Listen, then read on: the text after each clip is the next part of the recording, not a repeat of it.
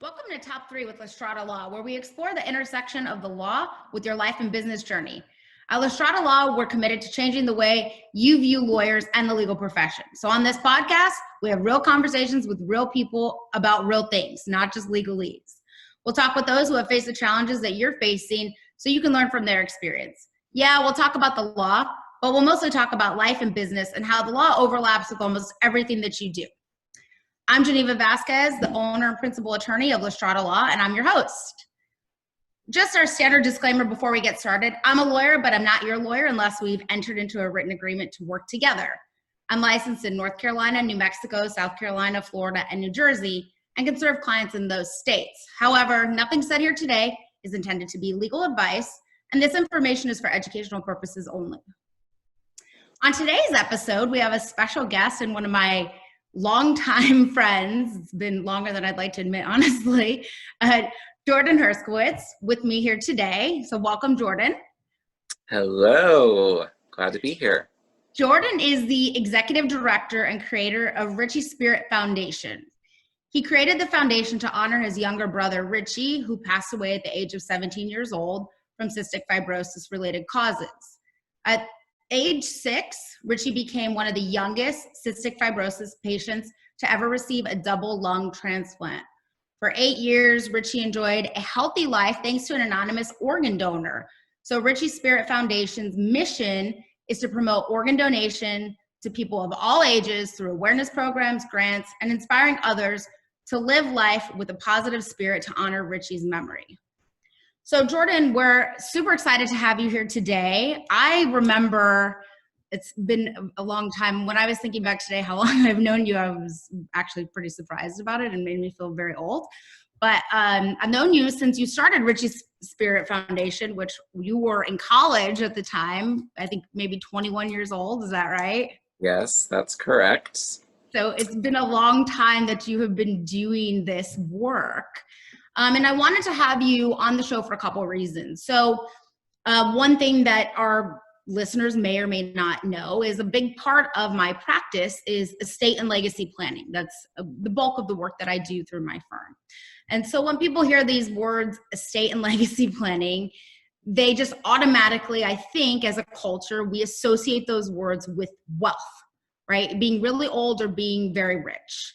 And in reality, planning for death is not just for the really old or the really rich. It can happen to anybody at any time. And you've experienced that in your family firsthand. And one of the things that I really try to hammer home for my clients and for people who will listen to me is that planning for the end of your life is not just about your assets or taxes, right? There are all kinds of other assets that you have as a person that you can plan to leave behind, your intangible assets, right? Your values, your stories, your insights. And I know that Richie's Spirit, that's part of the reason that it's called Richie's Spirit. He had a legacy, even in his short time on the earth, that he left a very lasting impression with a lot of people. So I want you to talk a little bit about Richie, who he was, and really why and how you've decided to honor that legacy through the foundation in ways that you've done that. Definitely. So first, dream come true, being on a podcast. Check. That's on my legacy list. So, you're right about these words, estate, end of life planning. It people have a visceral reaction to that, and I think as humans, our defense is to push it off and not want to talk about it because nobody likes to talk about death. I agree with that. But I think what I saw with Richie, and actually I have an older brother Neil, who also had a double lung transplant, and he fortunately is still living and doing really well. But having been through the journey of organ transplantation twice, my family, as you said, saw firsthand what that gift that another family can make, that decision at the end of life that they can make to give to someone else, is the greatest gift of all. the gift of life, right? So I think that in thinking about and planning for end of life, it's a really important conversation to have.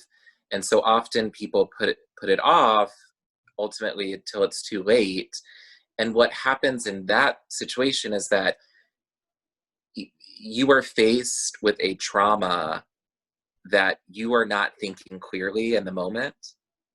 And so to have to face the impending death or death of your loved one, and then have to think about all these additional questions and not knowing what the person's wishes would have been, it causes much more additional stress, which is why, we try to encourage people to do that different approach. Talk about it now, kind of sit in that discomfort now, but then ultimately it's going to be a relief for your loved ones, God forbid, in that traumatic moment.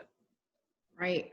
Yeah, I mean, that's something, and for your family, unfortunately, you were faced with the diagnosis for both of your brothers when they were very young, right? I mean, that was a diagnosis that you were able to get when they were babies, right? Right. But for some people, we don't know when we're going to get a diagnosis with something. I mean, maybe it's cancer, maybe it's, anything that you might be diagnosed with. And the last thing that you want to be doing when you're dealing with all the stressors of what is my treatment regimen, what is the expense associated with this, how does this impact my family, all of these logistical things, is now making these really big decisions, on top of that. And you're right. I mean, in that instance, your judgment is clouded, right? And it's a lot easier to think about these things when you can be thoughtful and have a clear mind. Right. And so often, because families are having to decide in that moment, there's a very small window of time between when a person is pronounced dead to when you can, or for however long you can then donate those organs. So that small, you can't, say, I'll think about it and come back tomorrow. You really have to know within a very short window of time. And very often people decide not to donate organs because it's just too stressful to think that through. And in turn, what that means is that people are dying every day waiting for organs. It's not because we have a shortage of organs, it's because we don't have enough donors. Or people who have made the decision proactively. Right. And maybe they wanted to be, but their family didn't know it. Right. And that's the saddest part, is that most, in conversations I've had with people who've been through this and decided not to donate, usually it's, we would have made a different decision. Right. And it's heartbreaking because, you can't go back on that. And that's something I guide clients through in advanced healthcare directives. Advanced healthcare directives, people think that they're so restricted to, pull the plug or don't pull the plug, right? It's like one question, but it's really a lot more than that. And this is one aspect that we cover in that. And we also talk about donating organs for research and things of that nature, and it's so much easier to be able to have that conversation with your partner or your family when you're making that decision now than them trying to figure out what you would have wanted after you're gone. Absolutely. And I encourage people to start small with the conversation. You don't have to, sit down at dinner and say, tonight we're going to decide what happens when I die. Right? That's not the approach that's going to be successful, because people are going to not lean into that, right? But just beginning to open yourself up and to that vulnerability of, I want to talk through what my options are, what this could look like. Because I think for most people, talking things through makes you feel more confident about whatever the decision is going to be. My organization works to make that decision be that you will become an organ donor, but that's for an individual to decide, but you have to start somewhere. And so, you know, I encourage people to start just by having a conversation about what could this look like? What are you thinking? What do we need to revisit in 6 months or a year? And making time for that. And, you know, you're right, organ donation is one of many things that you have to plan for. But I think taking the time to do that now is going to give you much more control over whatever situation could come your way in the future. That's right. And I see so often, you know, just I give my clients pre-meeting homework, right? And they've got to go through and fill out all of these questions and write down trusted people and family members.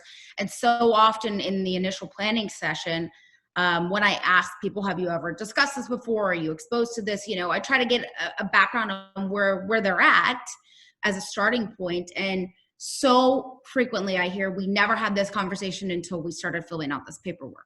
Right. And filling out the paperwork, we haven't even had the conversation yet or made the decisions. That's just them, you know, as partners or as a single individual for the first time, like taking a moment to really think through, like, who is the person I trust to make this decision on my behalf?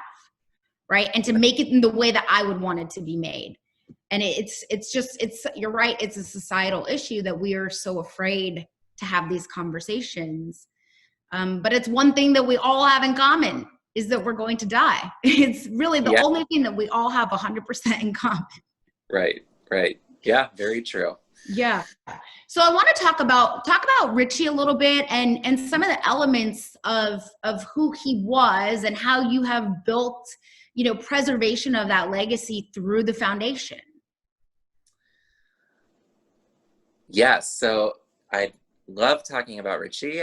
Richie is my younger brother, and you know, shared about his illness and what that looked like. But that aside, he lived a life that was so full of energy, so full of spirit. He was kind, friendly to all. Whenever someone would ask him how he was doing, he would quickly turn it onto how they're doing. And, you know, he really was wise beyond his years, right? And he touched a lot of people. At his funeral, over 900 people were in attendance. You know, I don't even know 900 people.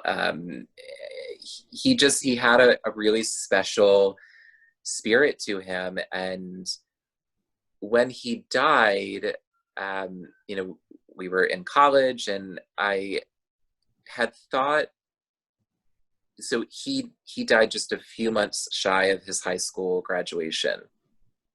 And he was really excited about going to college and doing something in sports management.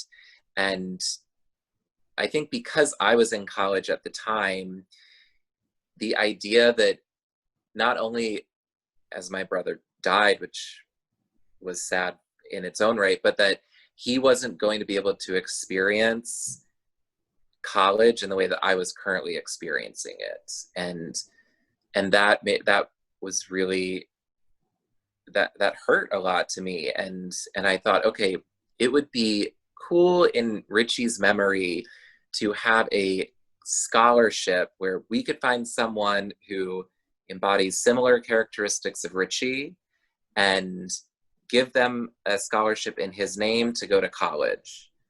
And that's what we did. The first year of our organization's founding, we gave out one $500 college scholarship.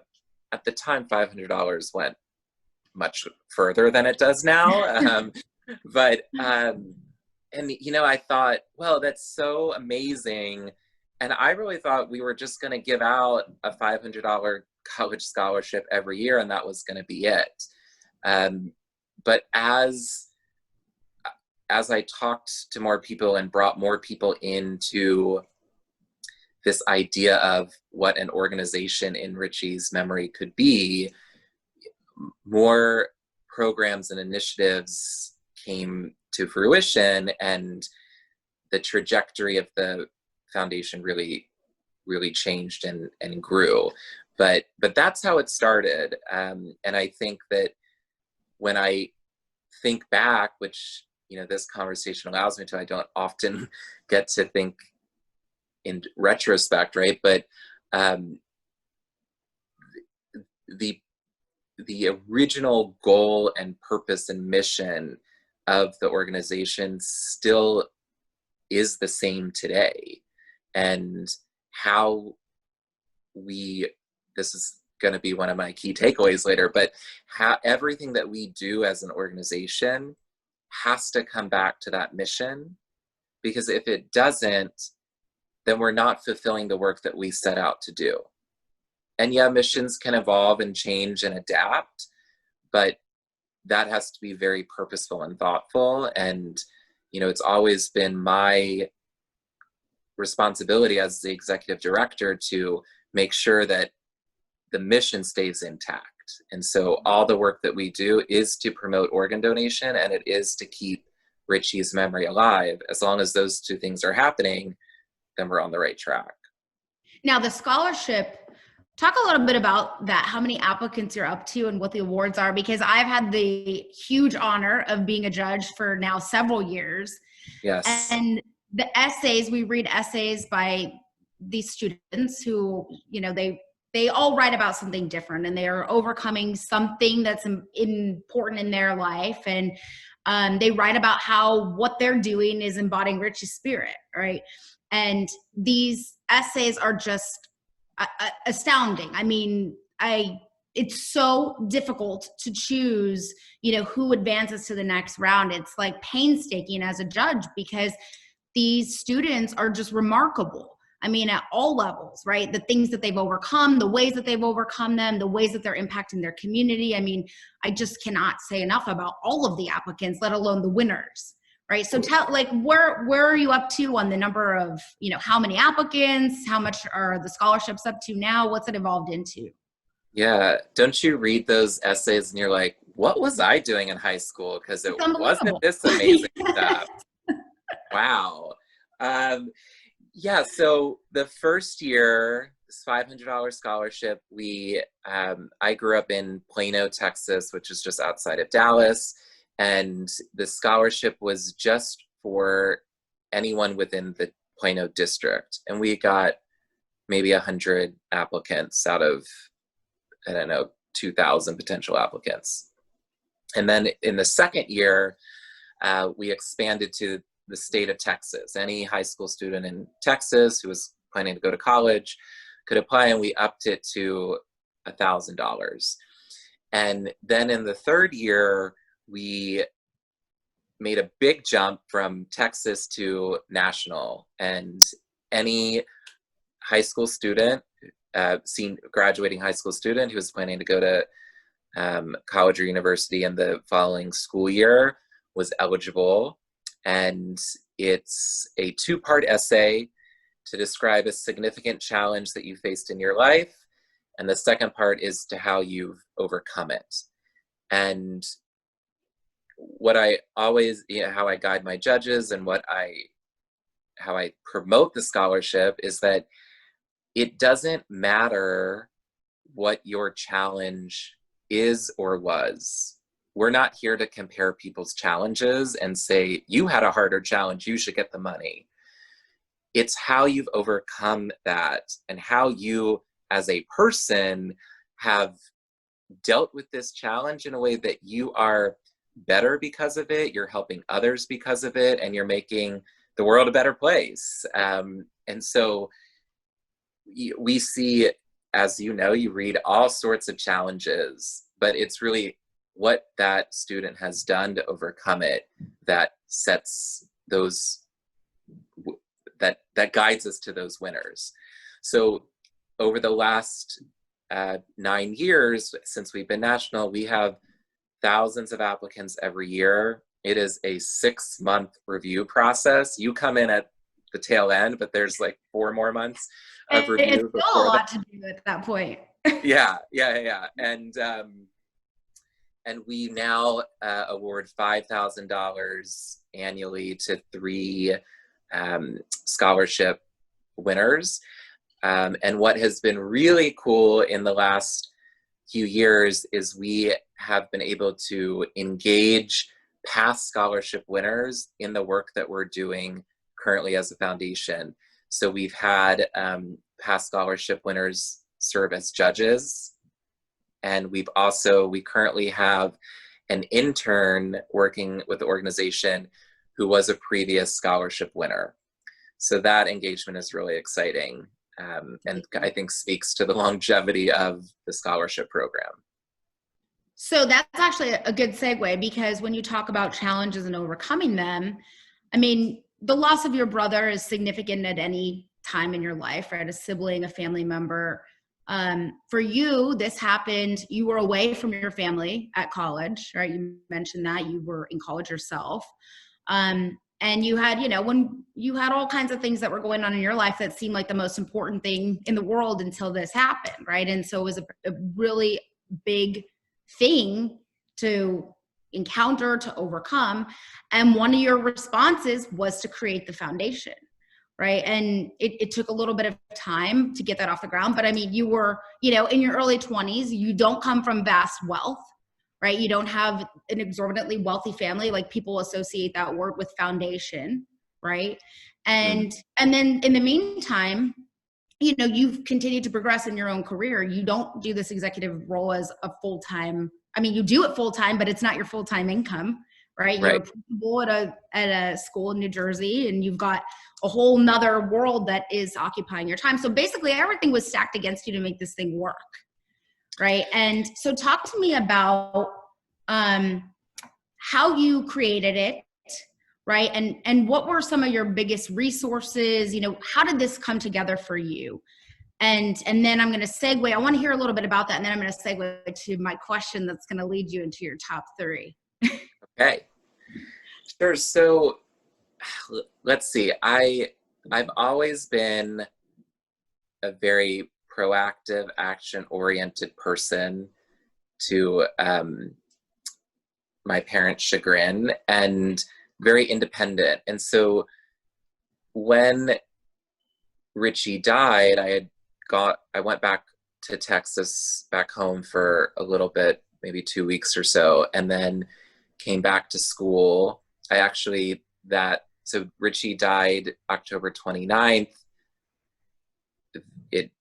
Maybe there was like another month of school left, so I kind of came back for just a little bit, and then I studied abroad the following semester, and then came back for my senior year. So I had a lot of time being abroad to have that space, that geographical space, and be able to think through things, and really, that time was really special to me for many reasons, but really to grieve Richie's death, which I didn't feel like I was able to do at home or at college, because at college I was focused on college, and at home I was focused on helping my family and my parents, who just went through this devastating loss.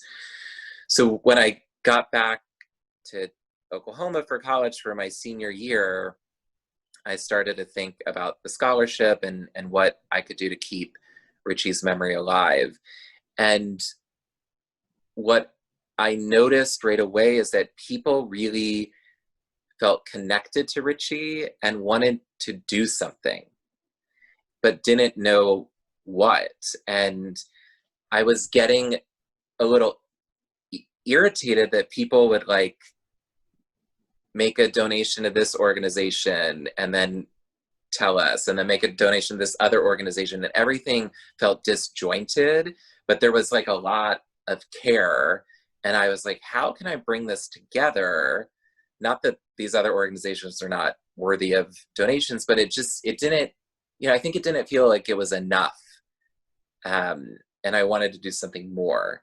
And so I reached out to a group of people that I had good relationships with who knew Richie. So the rabbi at our local synagogue that we grew up in, Richie loved sports but couldn't play because of his physical limitations, but he was the manager of his high school basketball team. So his high school basketball coach, one of his teachers, one of his cousins, a close friend, and got everyone in the room together and said, you know, we're here because we love Richie, and I want to find a way to keep Richie's memory alive. How do we do that? And that conversation was, we didn't know it at the time, but our first board meeting. And those people were the inaugural board of directors who knew Richie so well that, and I think back on it now because they did such a good job of creating what the organization is today. And so that's how it really got started.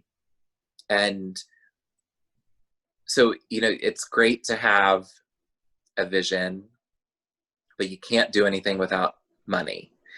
And you're right, I did not come from a wealthy upbringing or how to trust fund or really any areas to tap into that would just, you know, flood me with money.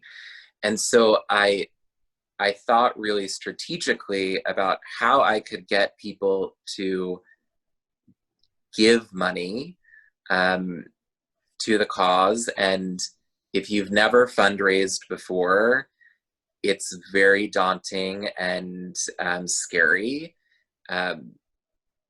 There's like this very small group of people in the world who like to fundraise, and they'll say that it's something annoying about like the word fun is in fundraising, so it's has to be fun. I'm like, okay. So anyway, I had to find a way to get people to not give money, but to invest in the work.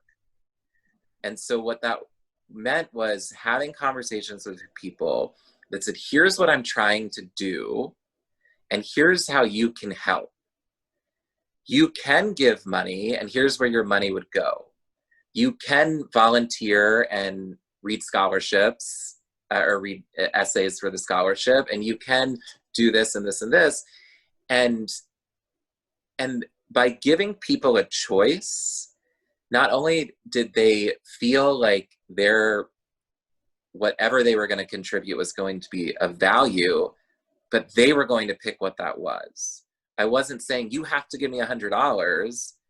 If that's what they chose to do, then great. And what I saw happen is through this initial investment of donors, is that they felt part of the organization from the beginning and were invested in its growth and its future. And so that was really important starting out, to get people to believe in the work. It wasn't enough to just say that you knew Richie and cared about him. And I didn't, you know, at first I wouldn't even take money from people who were just going to write a check and then end the conversation, because I knew that that wasn't a long-term solution. So that's kind of how things got started. And I really attribute this to Richie's spirit, that it just took off in a way that I could have never planned for, prepared for, or got us to. Like, there was something bigger motivating the growth. And I believe it is Richie's spirit, and it's his story, that when people hear about who Richie was, they are able to personalize organ donation, and it doesn't feel as scary anymore. Because now you can think, okay, if and when I die and someone has to make this decision, to know that here's what happens after that. Here's a young boy who at, 1, 2, 3, 4, 5, 6 years old would struggle from walking from the couch to the from the couch to the kitchen without, heavily panting and needing to stop to catch his breath, to overnight being able to run around, eat a full meal without or eat a full meal and being able to digest it.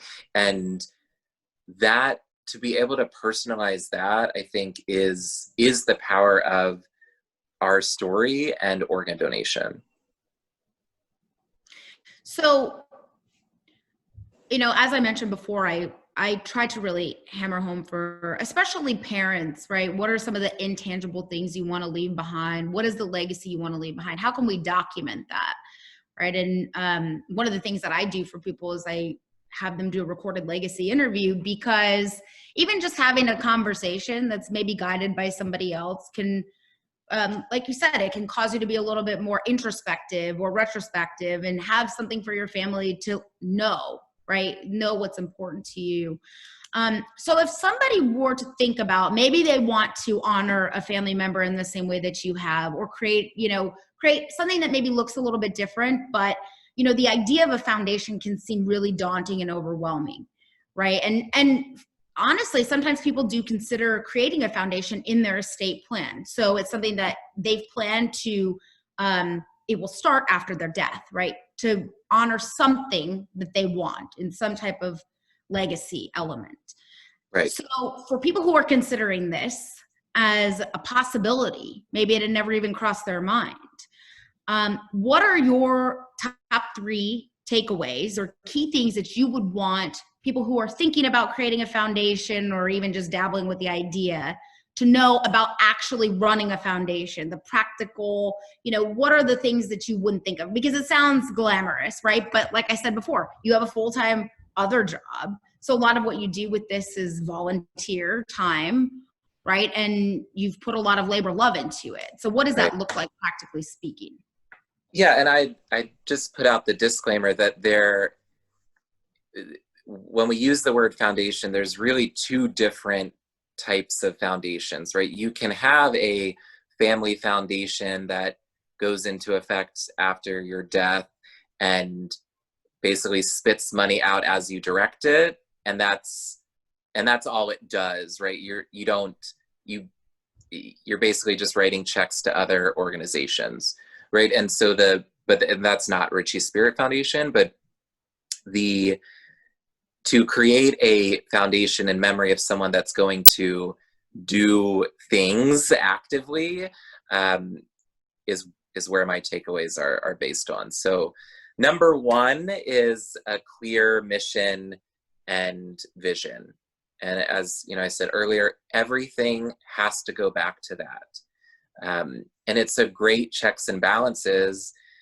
I have many board meetings where someone has a great idea, and it's a program or an event that could be easily thrown together and maybe brings in a lot of money for us, or has good coverage for us and getting the word out. But if it doesn't relate back to our mission, then it doesn't make sense to do it. And I think you really have to be really strongly committed to that, because if you don't have the foundation of your foundation, then you're going to quickly spaz all over the place and lose sight of the original intent and work. So that would be number 1, to have a clear mission and values that, and take as long as you need to come up with that mission, because it does get locked in. And although you can tweak it, down the road, it's not ideal. And so you want to make sure that you're doing it. And, what a lot of foundations and organizations that their mission is around an illness or some type of health related thing, a question when I say this comes up is, what happens when everyone is an organ donor and there's not a need to promote organ donation? And my response to that is, I'd love to be alive the day that happens. But number 2 is that our mission's complete and our organization has done its job, and we no longer have a mission because it's in the world, right? So, and that, I guess the better example is like when there's a cure for breast cancer, will Susan G. Komen, perhaps their mission changes because the work has changed. So anyway, number one, stay true to the mission. Number two is, I talked a lot about my love for Richie and my passion around keeping his memory and legacy alive. And you have to have passion, and I think you said it's a labor of love, which it definitely is. And I think that the passion is the easy part. Everyone comes into this work with passion. That has to be paired with good, solid management. Because what happens if you're only passionate, then you're making decisions from an emotional perspective, and emotion doesn't drive good business practice. So you have to really find that balance, and again, bring it back to the mission. But I think a lot of, especially small organizations that are just starting out, they're so fueled with passion, which is amazing. But if the people who are running it, if their background or skill set is not in management, then you're never going to be able to really get anywhere, because you have to treat it like a business. And finally, the third takeaway is you should always be thinking about how to scale the organization. So you're clear on the mission, number one. You're balancing passion with good management, number two. The longevity of an organization goes to how well you can scale it. I said it towards the beginning that, we could have been, originally I thought we were going to give out a $500 scholarship for the rest of time.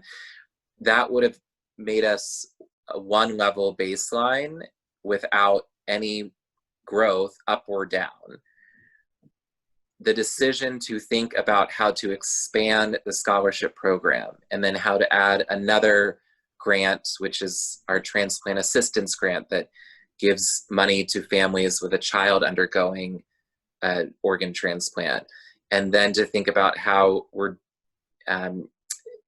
having education initiatives to teach people about organ donation and how to sign up to become an organ donor.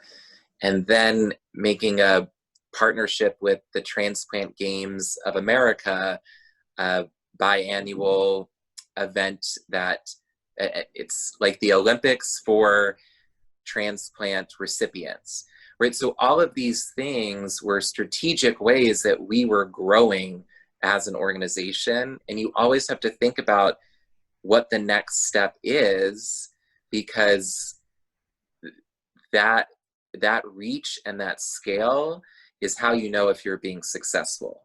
That's not to say that you can go from 0 to 100. And I think a lot of organizations make that mistake and have to close or scale back significantly, right? And so that's going to tie back into good management practice.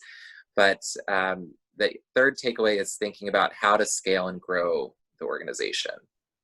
It's interesting because I think a lot of those they're really good takeaways for even a business owner, right? Somebody who's planning for their business. It's so in reality, I mean, it's something that you're doing out of preserving a memory, preserving a legacy, but a lot of these things carry through for any type of organization. A lot of your takeaways, Absolutely.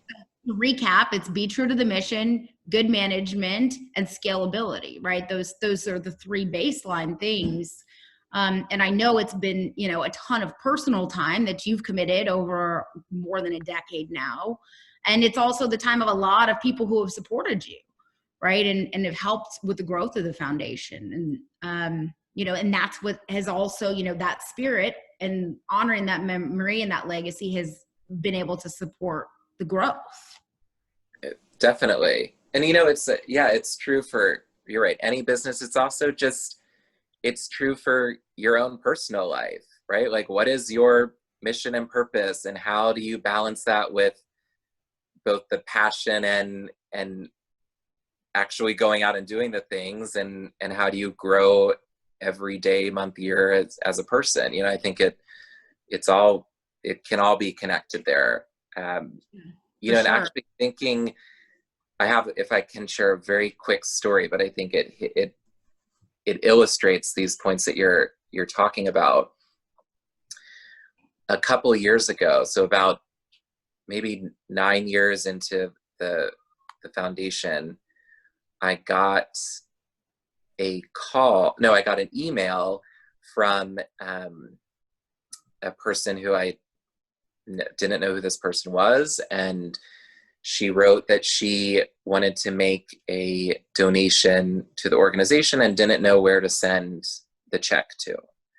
So I'd love to say that I get those emails a lot. Doesn't happen all the time. But, you know, it's like, that's so nice of you. Here's the address. I go a week later to the mailbox and it's a check for $10,000. Wow. I look up this person. They've never donated to us before, didn't know who this person was at all. And so I called her up, and in our conversation, she had known Richie, not very well, but knew of him, and was following us on social media. Wasn't even on our email listserv, following us on social media, and had always liked the work that we were doing, and for whatever reason in her own personal life was ready to make a sizable contribution to an organization and chose us. And so I share that because you never know who is watching and who's involved, and you can't take any of that for granted. And so the more that you're putting yourself out there, the more people you're going to connect to. But it takes time. You know, I don't know that even if this person had that money when the first year, if that would have been donated to us. Sometimes people want to see that growth and that work. And so that donation allowed us to hire our first employee and really set us, you know, thinking about scale on a really amazing trajectory that otherwise would have taken us a lot longer to get to. And you're right. I mean, she probably saw all those things, that you were true to the mission, right? That there was good management based on the growth. I mean, maybe she saw you as the younger or the older brother, like setting up a foundation at that time, but just thought, it's, you know, an older brother setting up something for, you know, didn't think it had any staying power, right? Or good management. And you've visibly proved that over greater than a decade, and the growth and the scaling, all three of those things back together, right. Are increasing the visibility of the organization, or showing the stability, and also the amount of people that you've impacted, and the amount of people that now I never met Richie, right? But I know a lot about him, right? So it shows you the power of building in these elements of keeping somebody's memory and legacy alive, and what that power can have over time, right? And it's been a long time. 100%. And, you know, I try to share this in any venue where I'm talking about this work, is that if at the end of all of this, the work that we've done just changes one person's mind to become an organ donor, and that they are able to, at their time of death, give that gift to another person and their family and friends, then all of this will have been worth it. And I think if you really bring things down to that human to human level, that's what drives me every day to keep doing this work, and to shout from the rooftops about Richie and what that transplant, how it changed not only his life but my life. You know, if he didn't have that transplant, the doctors guessed that he would have died before he was 8 years old. I was able to have another almost 10 years of, or Richie was able to have another 10 years of life that I got to experience with him, right? And I think that just speaks to this amazing gift that is organ donation. And the same for Neil too. Yes. So Yeah. two who have had, extended lives due to organ donation. So that brings me to, I mentioned this before. One of the questions that I guide my clients through in our planning sessions is, do they want to be an organ donor? Do they want their agent to be able to donate their organs on their behalf if they don't have the ability to make a decision for themselves? And this decision should be documented in one of these legal documents that's helping with these end of life wishes. Of course, having it on your driver's license is good and can be powerful, but as many people can know your desire, and the more ways you can document it, the better, in my opinion. To help, like we talked about earlier, have your family not have to make that decision on your behalf without your guidance. Right. So for somebody who's on the fence about whether they would want to be an organ donor or not, or what value it might have, what would you want to share with them to help them make that decision? The first thing I always ask people is, what is it that you're scared of? What are you thinking about that scares you? And that is a conversation you could have with your partner, your children, or your parents, right? You can start, and this is to go back to something we said earlier, like you can start small and just begin the baby steps into that conversation. But the most important thing is that your loved ones know your wishes. So I agree with you. You can't write it in enough spaces, but that you have to be clear about that, because I think also some people have this assumption that, oh, my husband or wife or kids or parents, they know what I want. I don't have to talk to them. But that's not true. We don't know. And so you can't assume that. The other thing that, everyone has their own feelings about their body and what happens after this life. And I think that depending on where your concerns might be, there is really easy to navigate literature online from the World Health Organization, or actually I should guide you to richiesspirit.org, but that you can decide. It's not an all or nothing thing. So some people, they don't want to donate their eyes, let's say. So you can opt out of that, but still donate your lungs and kidneys and heart, right?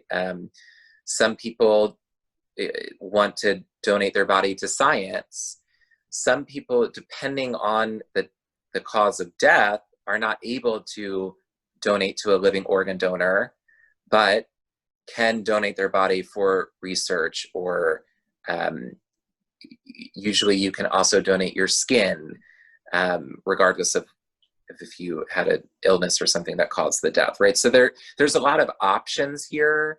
And again, you don't have to decide tonight what all the things are, but having that conversation and being able to talk through it is the most important thing. And then educating yourself, right? So talking to your doctor, going online to learn more about what organ donation.